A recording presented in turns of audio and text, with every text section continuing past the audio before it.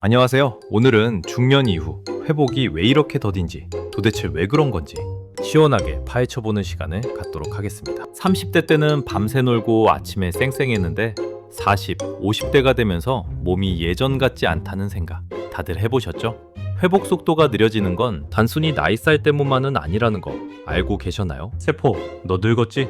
우리 몸은 끊임없이 세포 분열을 통해 손상된 부분을 회복하고 새로운 세포를 만들어냅니다. 마치 자동차의 부품을 교체하는 것처럼 세포는 우리 몸의 유지보수 시스템의 핵심입니다. 그런데 나이가 되면 이 세포 분열 능력이 점점 떨어져요. 마치 오래된 컴퓨터가 느려지는 것처럼 말이죠. 세포의 기능이 저하되면서 회복에 필요한 단백질 합성도 줄어들고 염증 반응도 더 오래 지속된답니다. 세포의 미토콘드리아 기능 저하, 텔로미어 단축 등 다양한 요인들이 세포 노화에 영향을 미치죠. 쉽게 말해 세포가 늙어 회복의 기본 엔진 자체가 약해지는 거죠. 세포 노화는 자연스러운 현상이지만 그 속도를 늦추고 건강한 세포를 유지하기 위한 노력이 필요합니다. 염증, 조용히 널 괴롭히지. 나이가 들수록 몸속의 만성 염증 수치가 높아지는 경향이 있습니다. 염증은 우리 몸의 방어 시스템이 과도하게 활성화된 상태를 말하는데요. 이 염증이 회복 과정을 방해합니다. 염증은 세포 손상을 더욱 악화시키고 회복에 필요한 영양소의 흡수를 방해하기도 해요. 마치 공사판에 먼지가 가득해서 아무리 좋은 자재를 갖다 놔도 제대로 된 공사를 할 수 없는 것과 같은 이치죠. 활성산소, 잘못된 식습관, 스트레스 등 다양한 요인들이 염증을 유발합니다. 이러한 만성염증은 심혈관 질환, 관절염, 치매 등 다양한 질병의 원인이 되기도 합니다. 염증을 줄이기 위해서는 항산화 물질이 풍부한 음식을 섭취하고 건강한 생활 습관을 유지하는 것이 중요합니다. 호르몬, 너 맞아.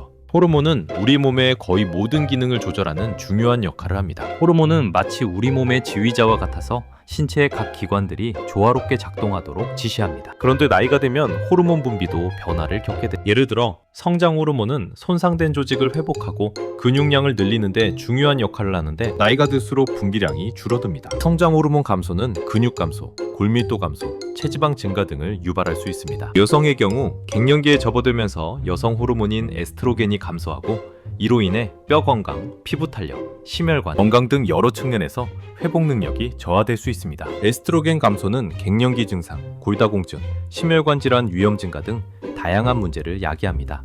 남성도 마찬가지로 남성 호르몬인 테스토스테론 감소로 근육량 감소, 피로감 증가 등을 겪게 되죠. 테스토스테론 감소는 남성 갱년기 증상, 근육 감소, 성기능 저하 등을 유발할 수 있습니다. 호르몬의 변화는 회복의 속도와 질에 직접적인 영향을 미칩니다. 호르몬 불균형을 해결하기 위해서는 건강한 식습관, 규칙적인 운동, 충분한 수면 등을 통해 호르몬 균형을 유지하는 것이 중요합니다. 스트레스, 너 정말 끈질기다. 현대 사회에서 스트레스는 떼려야 뗄 수 없는 존재죠. 스트레스는 마치 우리 몸의 시한폭탄과 같아서 지속적으로 노출되면 다양한 건강 문제를 일으킵니다. 만성적인 스트레스는 우리 몸의 회복 능력을 갉아먹는 주범입니다. 스트레스를 받으면 코르티솔이라는 호르몬이 분비되는데 이 호르몬은 장기간 지속될 경우 면역력을 저하시키고 염증을 악화시키며 세포 재생을 방해합니다. 코르티솔은 스트레스 상황에서 몸을 보호하기 위해 분비되지만 과도하게 분비되면 오히려 몸에 해로운 영향을 미칩니다. 스트레스는 마치 회복의 방해꾼처럼 몸의 회복 시스템을 끊임없이 공격하는 셈이죠. 스트레스는 정신 건강뿐만 아니라 신체 건강에도 치명적인 영향을 미치기 때문에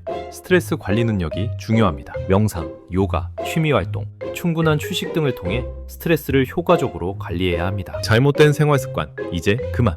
나이가 들수록 건강한 생활 습관의 중요성은 더욱 커집니다. 마치 자동차의 엔진 오일처럼 건강한 생활 습관은 우리 몸의 원활한 작동을 돕습니다. 잘못된 식습관, 운동 부족, 수면 부족, 과도한 음주와 흡연 등은 회복 능력을 떨어뜨리는 주요 원인입니다. 특히 잠을 제대로 못 자면 성장 호르몬 분비가 줄어들고 몸의 회복 시스템이 제대로 작동하지 않습니다. 잠은 우리 몸의 피로를 회복하고 손상된 조직을 재생하는 중요한 시간입니다. 늦은 밤 야식은 소화 기능을 저하시키고 염증을 유발할 수 있습니다. 늦은 밤에 먹는 음식은 소화불량, 위산 역류, 비만 등을 유발할 수 있습니다. 과도한 음주와 흡연은 세포 손상을 촉진하고 염증을 증가시켜 회복 능력을 저하시킵니다. 건강하지 않은 생활 습관은 회복의 속도를 늦추고 다양한 건강 문제를 야기할 수 있습니다.